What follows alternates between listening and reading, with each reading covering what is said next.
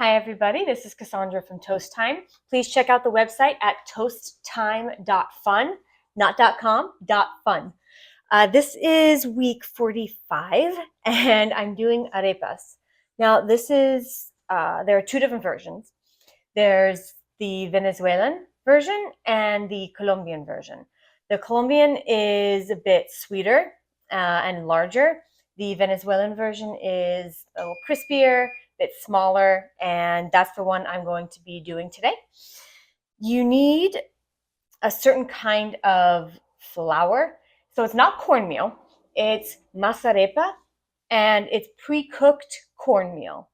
It's very fine, and there are two versions. There's the yellow and the white. You can do just one if you want to, but I did a lot of reading, and I found that mixing the two gives it a nice golden color. It makes it lighter and not as bitter. So this is a pretty simple recipe. As far as cooking them, there are different versions as well. You can deep fry them. I'm not going to go that route today. I'm going to pan fry them and then put them in the oven to finish cooking through. There are also versions that have some baking powder so they get a little fluffier, but I do want to keep it closer to being the original kind of recipe, even though I'm using both types of arepa. I'm going to take the warm water, put it in my bowl. The empty bowl, there's nothing in it right now, except the water and salt. All right, I'm going to give it a little stir, try and dissolve that salt a bit. And I'm not going to add in the flours all at once. If you call it a flour, it's a cornmeal. What I'm going to do is add some of this one, maybe about half of this one, and then about half of this one. We'll mix it up and go from there. A little more than half. All right. You can use your hands for this if you'd like to. I'm just going to start it like this, and then I'll be using my hands to feel how the consistency is coming along. I'm just mixing it up right now. Make sure that you get, because this does kind of turn into little pockets with that corn. So you want to make sure that you mix it up well and smush out any of those. I also do have the oven preheating. I don't know if you heard it when I first started, but it beeped. And it's preheated now to 350. The dough doesn't have to rest very long at all. It's probably about a 5-minute rest. Let's see here. All right, we're getting there. This needs to hold its shape, but I don't want it to be too dry. I'm going to add a little bit more of each. Just keep on watching it as that liquid gets absorbed into it till we have the right consistency. Kind of like Play-Doh. You don't want it to be cracking. You want it to be nice and wet, but you also want it to really hold its shape well.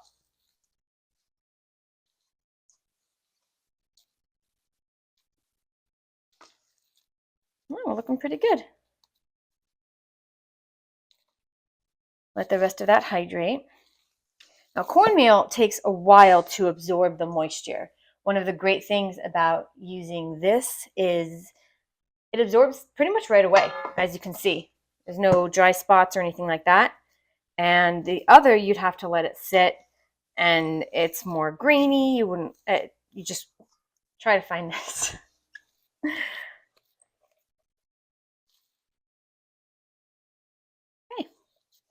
let's see. Yeah. All right, so I can grab it. Still nice and moist, but it's really holding its shape well. You can see the finger indentations in it. All right, going to cover this, let it sit for 5 minutes, and get my pan prepped. While I was waiting for this to rest, I'm getting my pan preheated. I'm going to do a couple with some fillings and some of them without. So I have some cheese here, just slicing up some avocado I can put on top. I want to try a few different things. This is my first time making these. I want to see what the capabilities are. And yeah. And I also cleaned up the workspace. All right. Good heat going on this pan now. See it? There we go.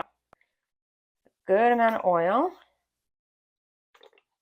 Let the oil heat up.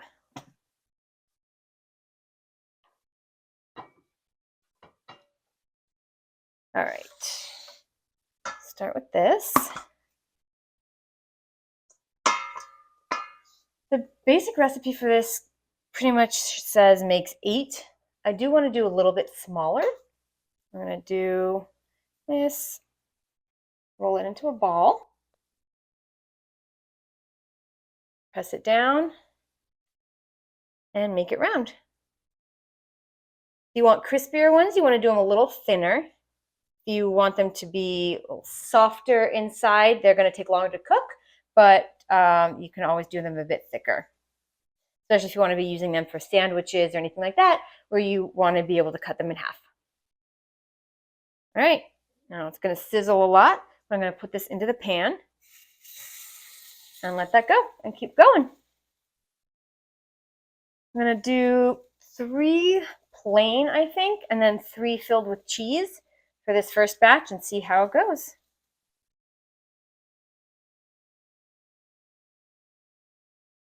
It's nice. It's not really sticking to my hands. I mean, just a little bit because I kind of dug into it, but this is great.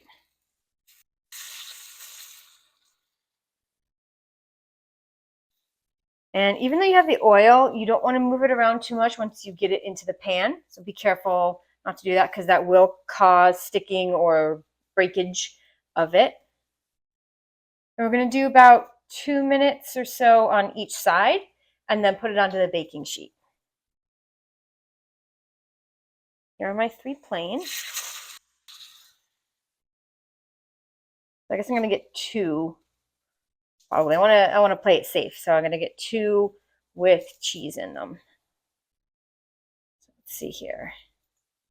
Do that. Spread it out more than I would. Grab some cheese. Yes, I'm cheating and using pre-shredded. I have about 12 types of cheese in the fridge right now, but I went for this one because it's a Monterey Jack, and it's going to melt really nicely.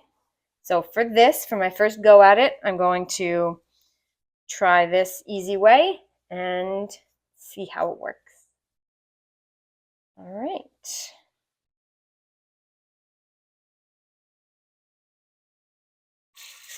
Whew, toasty. All right, one more.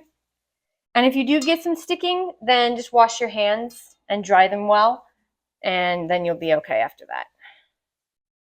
I am getting some sticking, but this is my last one for this batch. I'm okay with it. My hope is that when I put this on, the first one will be ready to flip.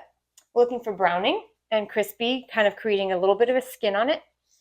And some of those really dark brown spots are fine. I'm going to wash my hands and then I'll be back. Okay, I'm back. All right, let's see how this is doing. Oh, it's pretty. Oh my gosh. These are beautiful.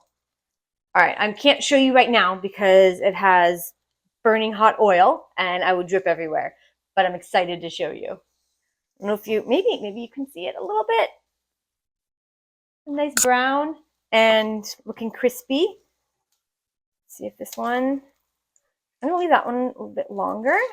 Oh, no. Okay, I'm gonna let these keep cooking. And I can tell which ones have the cheese in them. I was a little concerned, but they do have a bigger center. It is mounded a bit more. I'm going to let these cook and then put them onto the baking sheet. A couple of quick things. This is how much of each of these I had left to get that consistency. I also highly recommend monitoring your heat. I put it a little bit lower because I was taking longer and I was talking, and it took a while to cook this first batch here. But they look very pretty, and these are going to go in the oven as soon as the second batch is done, which will be quicker because I bumped up the heat. Yeah, now I'm going to finish those, then put these in at 350 for about 15 minutes, and they should be cooked through, hopefully. Okay, I just have the baking sheet in the oven, and when these are done frying, I keep putting them in. I'm going from one side to the other, so I know which ones were in first. But I didn't want to wait because I didn't know if it would be okay to let them sit and kind of cool off and then put them in the oven. So I'm just moving it along and doing them in the oven as they come out of the pan. I'm on the last batch now, and then we can taste test. All right, here we go. These are two of the arepas. This one is filled. You can see it's a bit higher. And this one is the plain normal arepa. If I were serving these at dinner or something like that, I'd probably sprinkle some salt on them right when they came out. I didn't. I want to taste what the recipe is like. Here we go. It's still very hot. Cut it. Nice and crispy on the outside. Soft but cooked on the inside. Show you in there. All right.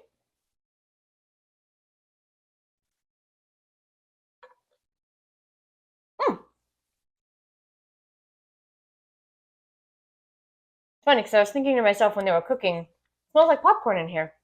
Tastes kind of like popcorn. It's good. The texture is really nice. Again, these are the more savory, but there is a sweetness to them because of the corn. I don't detect any bitterness, so hopefully that's because of the half and half with the arepa. Let's see here. Cut this one open. This one's probably going to be even more like lava because it has the cheese in it. All right, nice. Oh, and look, the cheese helped it open up. Probably had more moisture in there, so it separated. Gosh, that's hot.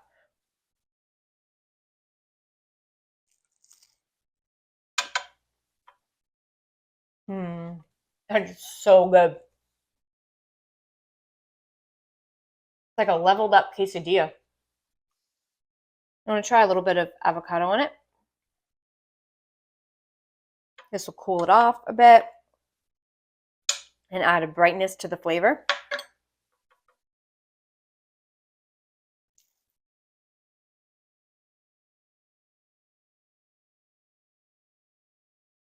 I could eat this every day.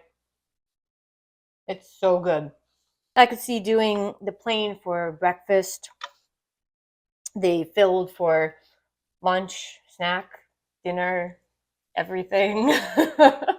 Definitely give them a try if you're looking to bake something different. Thank you for joining me this week for our adventure. And make sure you check out the website. Please like, subscribe, follow, all of that.